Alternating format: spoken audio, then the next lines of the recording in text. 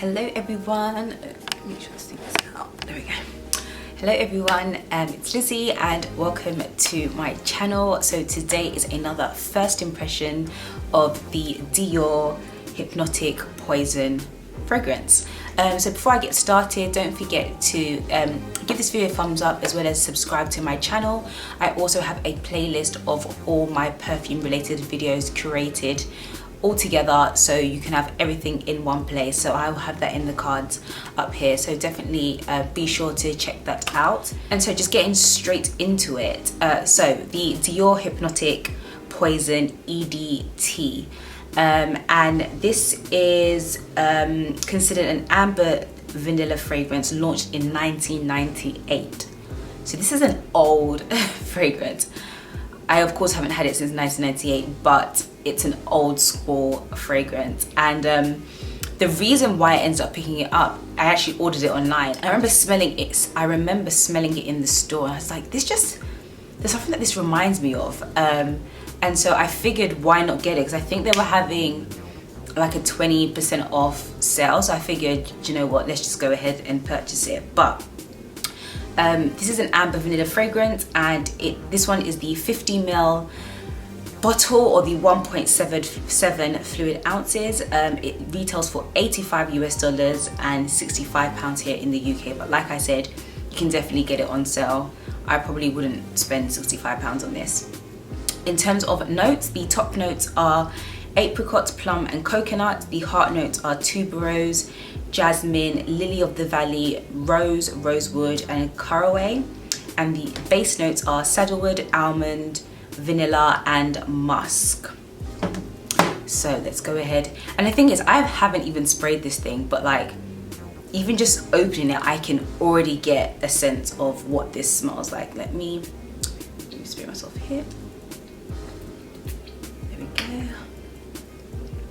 Maybe I'll do one here. Oof.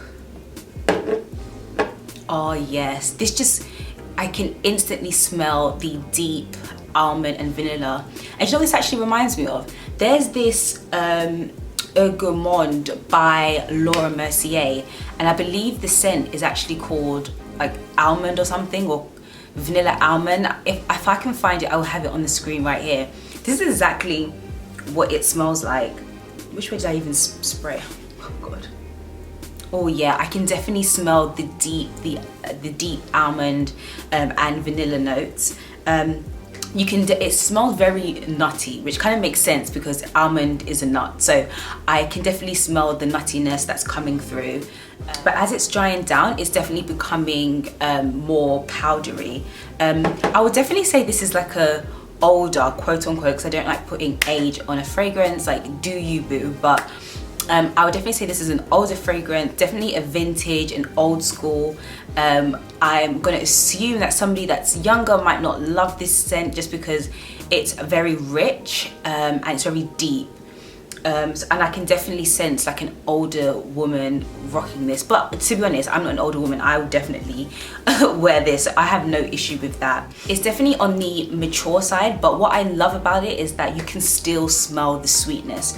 A lot of the fragrances nowadays, a lot of ones that I've reviewed or done first impressions of, it's overly sweet to the point where it smells like really young, almost teenager-ish. Whereas this, it is a sweet fragrance, but it's not overly sweet, it's not overly vanilla-y, it's just the right amount of almond, like almond, vanilla, and just the sweetness and like the powdery, and how it turns into more of like a powdery scent. And I would definitely say it's quite intoxicating. Like I said, this is an EDT, and I never buy EDTs unless like it's gifted to me by somebody, which never ever happened.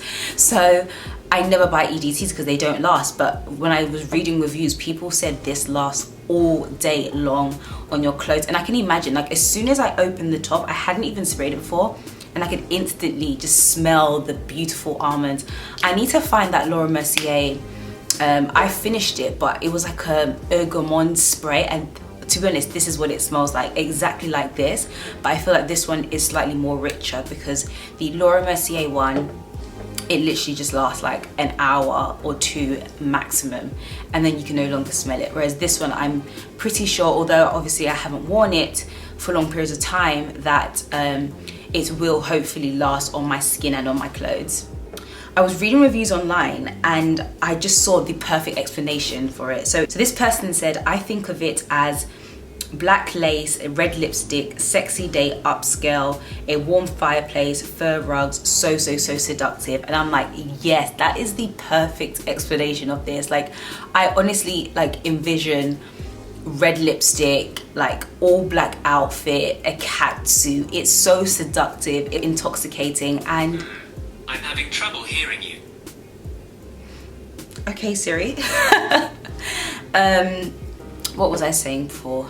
I lost my train of thought. Yes, very intoxicating, and just, you know, you're ready to make a statement with this. And I feel like hopefully as time goes on and I have more wear out of this, I'll be able to know really how long it lasts. But I can imagine just walking into a room and me just filling up the room with this kind of almond vanilla sort of powdery scent.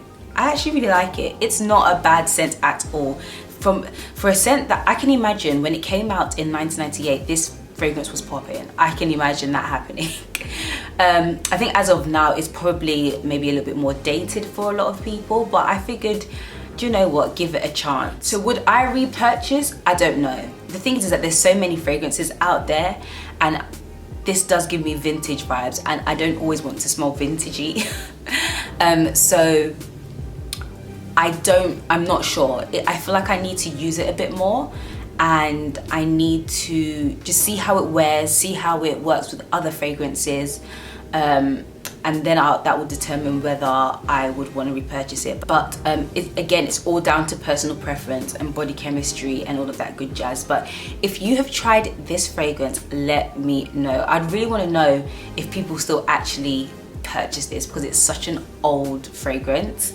But Dior's still selling it, so it must be doing well at least. And it's crazy because I have Miss Dior and Miss Dior Absolutely Blooming, and they are like completely different ends of the spectrum. Dior does a really good job of just having a lot of different fragrances in different categories, and just, you know, serving the masses. But there's nothing I can necessarily compare this to because it's very different. But the closest per fragrance is the Laura Mercier Eau Gourmand, I think it was like almond vanilla or something like that.